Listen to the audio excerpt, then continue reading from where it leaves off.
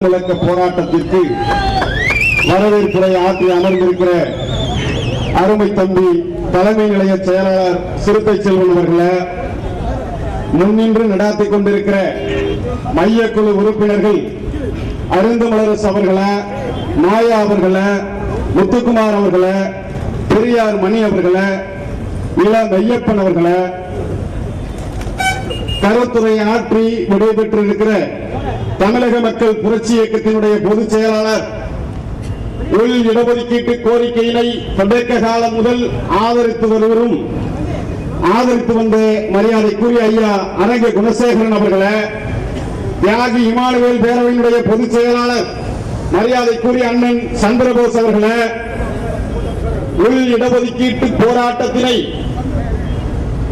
முன்னெடுத்து நடத்தியிருக்கிற Marxist communist கட்சியினுடைய ஜெயராமன் அவர்களே, பெரியார் திராவிட கழகத்தினுடைய பொதுச் செயலாளர் மரியாதைக்குரிய ஐயா ராமகிருஷ்ணன் அவர்களே, சாதி ஒழிப்பு விடுதலை முன்னணியினுடைய அமைப்பாளர் மரியாதைக்குரிய சகோதரர் ரஜினிகாந்த் அவர்களே, இயக்கத்தினுடைய துணை பொதுச் செயலாளர் மரியாதைக்குரிய தோழர் பேரறிவாளன் அவர்களே, புரட்சி தமிழர் இயக்கத்தினுடைய அமைப்பாளர் மரியாதைக்குரிய சகோதரர் முகிலரசு அவர்களே, அருந்தமிழர் விடுதலை இயக்கத்தினுடைய அமைப்பாளர் மரியாதைக்குரிய அண்ணன் பூனா சக்கையன் அவர்களே,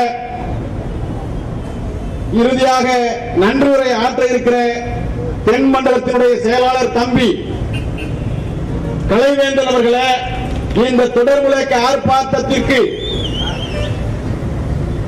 மிக முனைப்போடு செயலாற்றி சிறப்பித்துக் கொண்டிருக்கிற விருதுநகர் மாவட்டத்தினுடைய செயலாளர் அருமை சகோதரர் இளங்கோவன் அவர்களே, மதுரை மாவட்டத்தினுடைய செயலாளர் தேசிய பாதுகாப்பு சட்டத்தை சந்தித்து சிறை கொட்டடியில் இருந்து வெளியே வந்திருக்கிற மரியாதைக்குரிய தோழர் முத்துப்பாண்டி அவர்களே, ராமநாதபுரம் சிவகுமார் அவர்களே, சேலம் தலித்குமார் அவர்களே, தூத்துக்குடி தாஸ் அவர்களே, நெல்லை தமிழ்ச்செல்வன் அவர்களே, கரூர் முகமது அலி அவர்களே, திண்டுக்கல் ராவணன் அவர்களே, பொறுப்பாளர்கள் மரியாதைக்குரிய தோழர்கள் ராஜ்குமார் அவர்களே, தமிழ்வேந்தன் அவர்களே, தமிழரசு அவர்களே, அறிவரசு அவர்களே, நாகராசன் அவர்களே, தமிழ்மணி, கோகா தரன், முருகன், வெள்ளையப்பன், குமார், முனியசாமி, மாடசாமி, பாலாஜி, முத்துக்குட்டி, சூச்சான், புலிமுனிசு, முருகன், தென்னவன், கணேசன், ஆனந்தன் அவர்களே, தேனியை சார்ந்த தலித் ராயன் அவர்களே, ஆதிநாகராஜ் அவர்களே, மகிழவேந்தன் அவர்களே, அலெக்ஸ் அவர்களே, விடுதலை சேகர் அவர்களே, பகத்சிங் அவர்களே, மணிவண்ணன் அவர்களே, பீமாராவ், சக்தி அவர்களே, ஆதித்யன் அவர்களே, கண்ணையா அவர்களே, கோவை சட்டக்கல்லூரி மாணவர்களை ஒருங்கிணைத்த தம்பி வெற்றி அவர்களே, விருதுநகர் மாவட்டத்தை சார்ந்த பொறுப்பாளர்கள் அருமை சகோதரர் முகிலன் அவர்களே, மாரித்தமிழன் அவர்களே, ஆற்றலரசு அவர்களே, பந்தல்குடி சரவணன் அவர்களே, மாரியப்பன் அவர்களே, மதுரை மாவட்டத்தினுடைய பொறுப்பாளர்கள் ஆதிவீரன் அவர்களே, மூக்கையா அவர்களே, பெருமாள் அவர்களே, கிருஷ்ணமூர்த்தி அவர்களே, வடிவேல் அவர்களே, சிபி முருகன் அவர்களே, தீர்த்தக்காடு பாண்டி அவர்களே, மாணவரணியை சார்ந்த தம்பி மாரி அவர்களே, அம்பேத்செல்வம் அவர்களே, இமானுவேல் அவர்களே, கோமசுபாளையம் பாண்டி அவர்களே, செல்லத்தம்பி அவர்களே, கோபாலிபுரம் ரவி அவர்களே, மணிவண்ணன் அவர்களே, செல்லப்பாண்டி அவர்களே, மேலவாசல் ஜோதி பாண்டி மருது அவர்களே, கபீர் நகர் சிந்தனை வல்லுவன் அவர்களே, தம்பி விடுதலை விரும்பியவர்களே, செல்லத்தம்பி அவர்களே, தூத்துக்குடியினுடைய பொறுப்பாளர்கள் கத்தார் பாலு அவர்களே, முத்துவீரன் அவர்களே, குமார் அவர்களே, கண்ணன் அவர்களே, முனியசாமி அவர்களே, காளிமுத்து அவர்களே, ராமநாதபுரத்தினுடைய மாவட்ட துணை செயலாளர் தம்பி சிவகுமார் அவர்களே, கோவிந்தன் அவர்களே, வழக்கறிஞர் சேகர் அவர்களே, அமல்ராஜ் அவர்களே, முத்து அவர்களே, திருவள்ளுவர் மூர்த்தி அவர்களே, ரமேஷ் அவர்களே, ஐயனார் அவர்களே, முனியசாமி அவர்களே, வேல்முருகன் அவர்களே, மீசல் சுந்தரராஜ் அவர்களே, ஐயனார் அவர்களே, காளி என்ற அக்னிராஜ் அவர்களே, சார்ந்திருக்கிற இந்த இனிய வேளையில் நெஞ்சார்ந்த மாலை நேர வணக்கத்தினை சமர்ப்பித்துக் கொள்கிறேன். தோழர்களே, புரட்சியாளர் அம்பேத்கர் அவர்கள் அரசியலமைப்பு சட்டத்தை எழுதி வார்த்து கொடுத்த போது ஒரு கருத்தை பதிவு செய்தார்கள். இந்த தேசம் சாதியால் பிளவுட்டு கிடக்கிறது. இந்த நிலைமை தொடர்ந்து நீடிக்குமேயானால் இந்திய தேசத்தை சுக்குநூறாக உடைக்கிற ஒரு காலம் நிச்சயமாக பிறக்கும். அதற்குள்ளாக இந்த சாதிய சமூக சிக்கல்களை ஒழித்தாக வேண்டும் என்கின்ற கருத்தை அங்கே பதிவு செய்திருந்தார்கள். இந்த தேசத்தினுடைய அரசியலமைப்பு சட்டத்தை எழுதி தந்த எம்முடைய முப்பாட்டன் அம்பேத்கருடைய வாரிசுகளுக்கு சென்னை மாநகரிலே தன்னுடைய கருத்தை பதிவு செய்வதற்கு அனுமதி மறுக்கப்படுகிறது. ஒருவேளை அனுமதி கொடுக்கப்பட்டால் நான் ஆண்டாண்டு காலமாக அணிவித்து வந்து கொண்டிருக்கிறேன். சாக்கடையோரமாக மக்கள் நடமாட்டமில்லாத புறநகர் பகுதியிலே நமக்காக தேர்வு செய்திருக்கிறார்கள். இந்த தேசம் இந்தியாதான் மிகப்பெரிய அரசியலமைப்பு சட்டத்தை கொண்ட நாடு என்று சொல்கிறார்கள். ஸ்காட்லாந்துக்கு நிகரான காவல்துறை தமிழகத்தினுடைய காவல்துறை என்று சொல்கிறார்கள். ஆனால் இந்த தேசத்திலே அடிப்படை உரிமைகளான பேச்சுரிமை இங்கே மறுக்கப்பட்டிருக்கிறது. அந்த பேச்சுரிமை மறுக்கப்பட்ட காரணத்தினால் புரட்சியாளர் அம்பேத்கர் அவர்கள் சொன்னதைப் போல நான் எழுதிய சட்டம் என் சமூகத்திற்கு பயன்படவில்லை என்று சொன்னால் அந்த சட்டத்தை எரிக்கிற முதல் நபராக நானாக இருப்பேன் என்று சொன்ன அம்பேத்கருடைய வாரிசுகளான நாங்கள் அந்த இடம் என் மக்களிடம் கருத்தை சொல்ல பயன்படவில்லை. ஆகவே நீங்கள் கொடுக்கப்பட்ட அனுமதி எங்களுக்கு தேவையில்லை என்று சொல்லி இன்றைக்கு மிக எழுச்சியோடு இன்றைய தினம் வரலாற்று சிறப்பு வாய்ந்த இந்த தொடர்முழக்க ஆர்ப்பாட்டத்தை நடத்தி கொண்டிருக்கிறோம். இந்த நிகழ்ச்சியிலே உள் இடஒதுக்கீட்டினுடைய ஒற்றை கோரிக்கைக்காக மரியாதைக்குரிய தலைவர் கருணாநிதி கலைஞர் அவர்களுக்கு எழுச்சி தமிழர் அண்ணன் திருமாவளவன் அவர்கள் அம்பேத்கர் விருதை வழங்கினார்கள். அவர்கள் எதற்காக வழங்கினார்கள் என்று சொன்னால் அருந்ததியர் உள் ஒதுக்கீட்டை ஒதுக்கிய தாரை வாத்து கொடுத்த ஒற்றை கோரிக்கைக்காக இங்கு இருக்கக்கூடிய முதல்வர் கலைஞர் அவர்களுக்கு அண்ணன் திருமாவளவன் அவர்களால் அம்பேத்கர் விருது கொடுக்கப்பட்ட காரணத்தினாலும் கடந்த பல ஆண்டுகளாக வலியுறுத்தி வந்த காரணத்தினாலும் இன்றைக்கு இந்த மேடையிலே அண்ணன் திருமாவளவன் அவர்களை நாம் அழைத்திருக்கிறோம். அண்ணன் திருமாவளவன் அவர்கள் வருகை என்ற போது நாம் எல்லாம் ஒன்றை சொல்ல கடமைப்பட்டிருக்கிறேன். அண்ணன் வருகை வந்தவுடன் நீங்கள் பேசுகிறீர்களா என்று அவரிடம் கேட்டேன். எதற்காக கேட்டேன் என்று சொன்னால் இந்த எம்எல்ஏக்களும் மினிஸ்டர்கள் என்று சொல்வார்கள். இந்த அரசு துறை அதிகாரிகள் உயர் அதிகாரிகள் எல்லாம் வாகனத்திலே போனால் சைலன்சர் கார் என்று சொல்லக்கூடிய அந்த காரை பயன்படுத்துகிற அதிகாரிகள் அரசியல்வாதிகள் எல்லாம் வந்தால் உடனடியாக பாதை சீரமைத்து கொடுப்பார்கள். ஏனென்று சொன்னால் அந்த அதிகாரிகள் எல்லாம் இந்த மக்களினுடைய பிரதிநிதிகள், இந்த மக்களுக்காக போராடுபவர்கள்.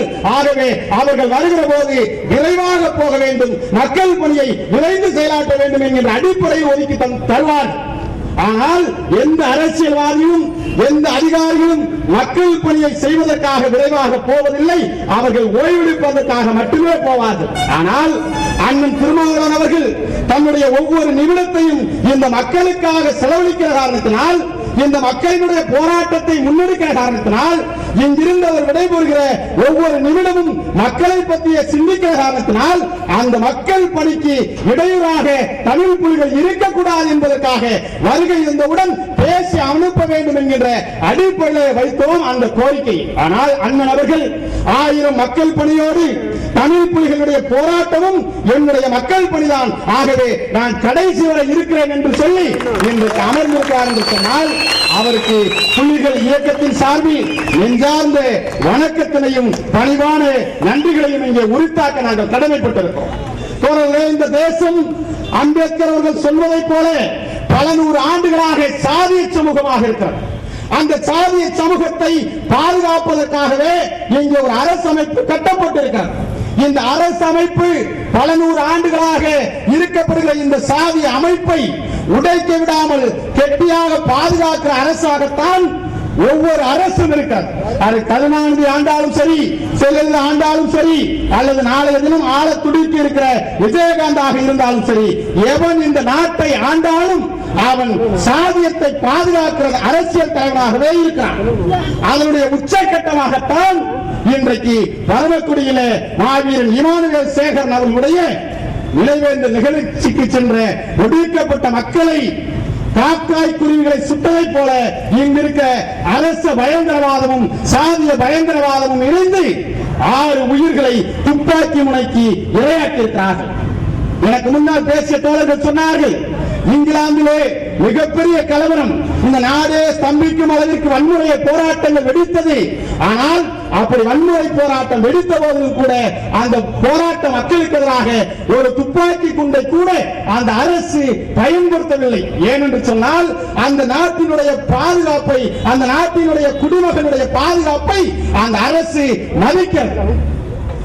அதே போலத்தான் தெலுங்கானா நாட்டிலே தனித்தெலுங்கானா பிரிக்க வேண்டும் என்பதற்காக அங்கே பல நூறு வகையான போராட்டங்கள், வன்முறை போராட்டங்கள் கூட நடக்கிறது. ஆனால் ஆங்கில அரசு ஒருமுறை கூட துப்பாக்கி பிரயோசனம் பயன்படுத்தவில்லை என்று சொன்னால் அந்த அரசுக்கு அந்த நாட்டினுடைய குடிமகனை, அந்த மாநிலத்தினுடைய குடிமகனை பாதுகாக்க கடமைப்பட்டிருக்கிறது, அக்கறை கொண்டிருக்கிறது. ஆனால் தமிழக அரசு நடத்தி இருக்கிற காட்டு மிராண்டித்தனம் என்பது மிக வன்மமாக சாதிய நோக்கத்தோடு நடைபெற்றிருக்கிற துப்பாக்கி சூடை தவிர வேறு எந்த காரணமும் கிடையாது. 6 பேர் துப்பாக்கி சூட்டிற்கு என்ன காரணம்? அப்படி என்ன அவசியம் ஏற்பட்டது? இந்த 6 பேர் என்ன குற்றம் வைத்தார்கள்? யோசித்து பார்க்க வேண்டும். அரசு சொல்கிற காரணம் சாலை மறியல் செய்தார்கள், சட்டம் ஒழுங்கு பிரச்சனையை ஏற்படுத்தினார்கள் என்று காரணம் பொய்யாக சொல்கிறார்கள். நான் கேட்கிறேன், சாலை மறியல் செய்த ஒரு காரணத்திற்காக தமிழகத்தில் வேறு எங்காவது துப்பாக்கி சூடு நடத்தப்பட்டிருக்கிறதா? எதற்காக சாலை மறியல் செய்தார்கள்? அண்ணன் ஜான் பாண்டியன் அவர்கள் அங்கே இமானுவேல் சேகருடைய நினைவு நாளுக்கு வர வேண்டும் என்று நினைக்கிறார்கள். அந்த நிகழ்ச்சியை முடித்துவிட்டு அந்த அமைப்பை சார்ந்த பழனிக்குமார் என்கின்ற இளைஞன் படுகொலை செய்யப்பட்டிருக்கிறான். சாதி வெளியிடுகிறார். அவரை பார்ப்பதற்கு, அவருக்கு அஞ்சலி செலுத்துவதற்காக வருகை தர இருக்கிறார் அண்ணன் ஜான் பாண்டியன் அவர்கள். ஆனால் ஜான் பாண்டியன் அவர்கள் அங்கே ராமநாதபுரத்திற்கு வந்தால் சட்டம் ஒழுங்கு கட்டுவிடும் என்று சொல்லி அவரை கைது செய்திருக்கிறார்கள். நாங்கள் கேட்க விரும்புகிறோம், தமிழ்நாட்டில் போலீஸ் ஸ்காட்லாந்துக்கு நிகரான போலீஸ் என்று சொல்கிறார்கள்.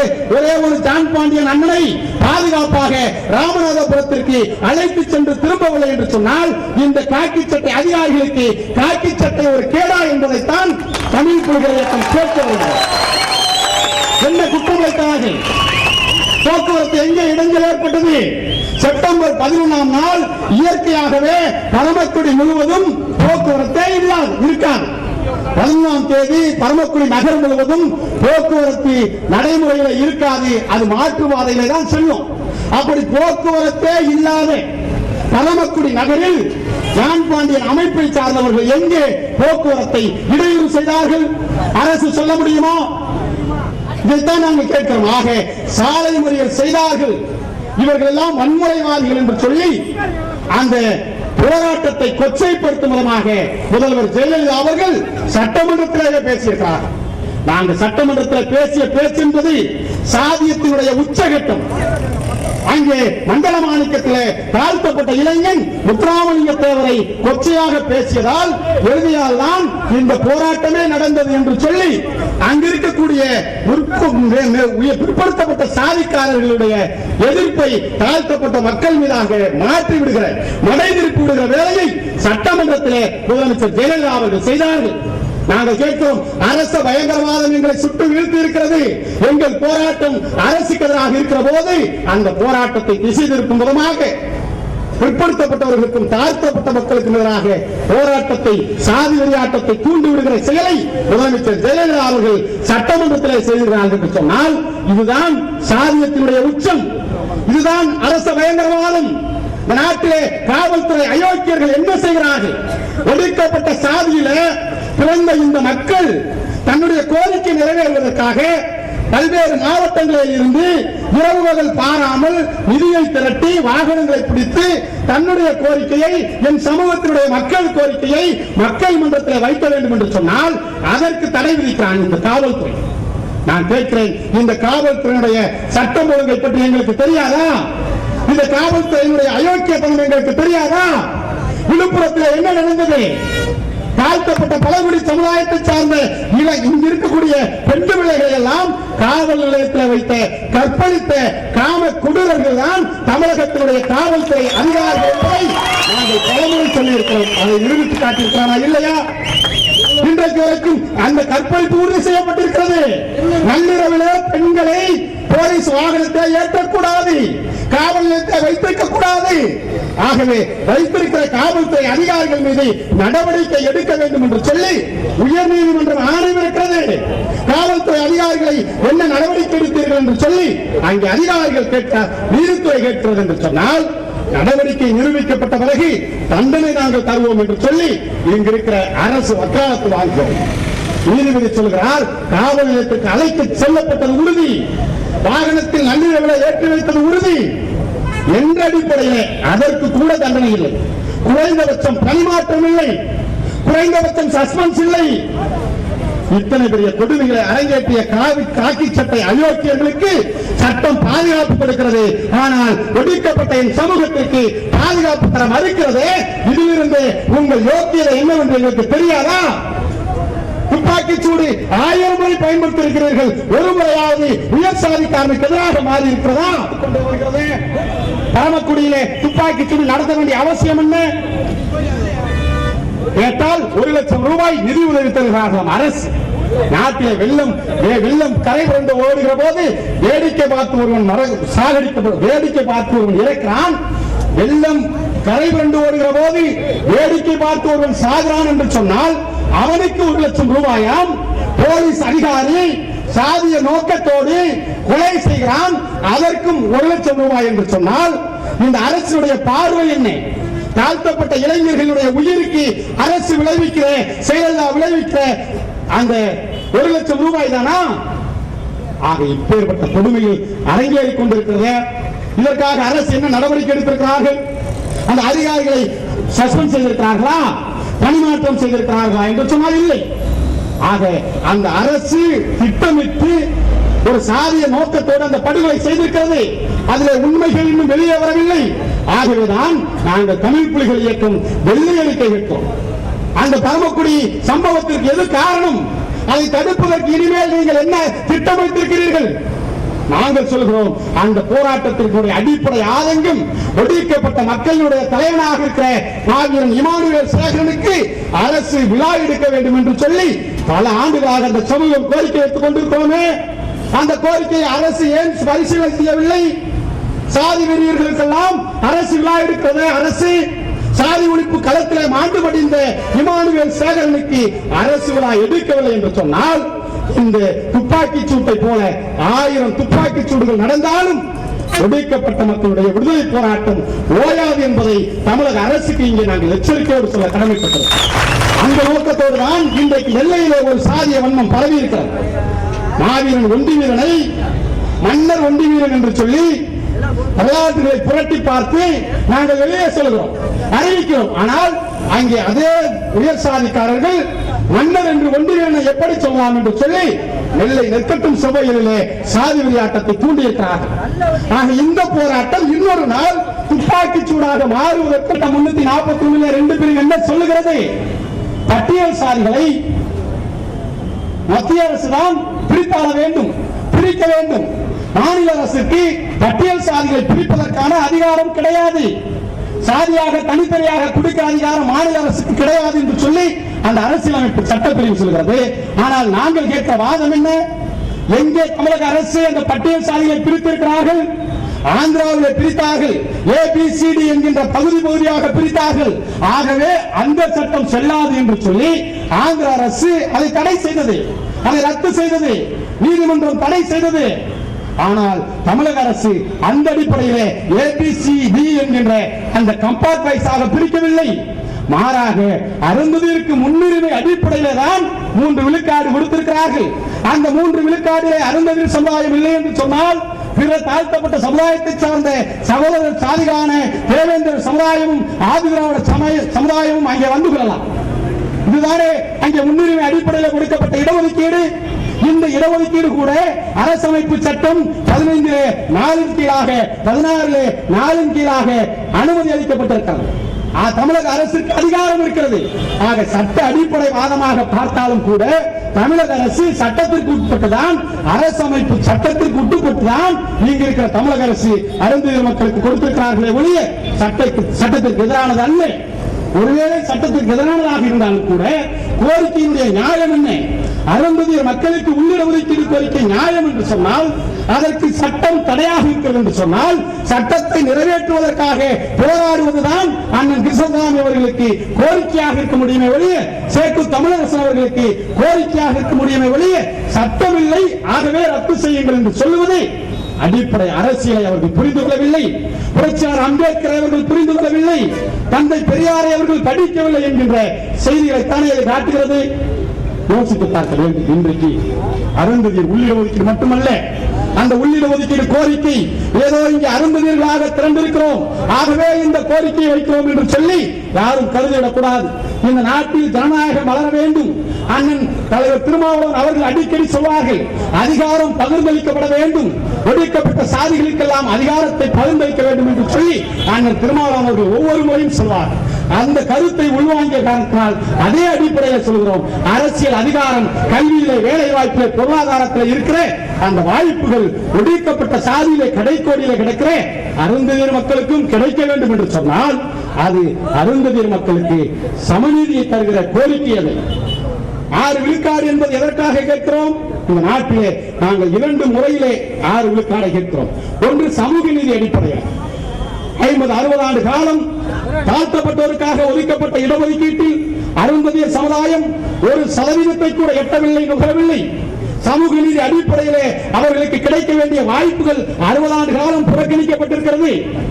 இந்த சமூகத்திலே, தாழ்த்தப்பட்ட சமூகத்திலே 1/3 பகுதியாக இருக்கிற இந்த சமுதாயம் 1% கூட நுகர முடியவில்லை என்கின்ற அடிப்படையில் இன்னொரு முறை இங்கு இருக்கக்கூடிய ஆதிதிராவிடர் சாதி என்கின்ற பட்டியல் பொது சாதியாக இருக்கிறது. ஆதிதிராவிடர் சாதிகளிலே அருந்ததியர் சாதிகள் இருக்கிறார்கள், தேவேந்திரர் சாதிகளும் அதில் இருக்கிறார்கள். தலைவர் என்றோ பல்லன் என்றோ அழைப்பது கிடையாது. நாங்கள் எல்லாம் அர்ஜென்ஸ், நாங்கள் எல்லாம் ஆதிதிராவிடர்கள் என்கின்ற பொதுப்பட்டியலை தான் எங்களை அழைத்திருக்கிறார்கள். அந்த அடிப்படையில் இந்த காரணம்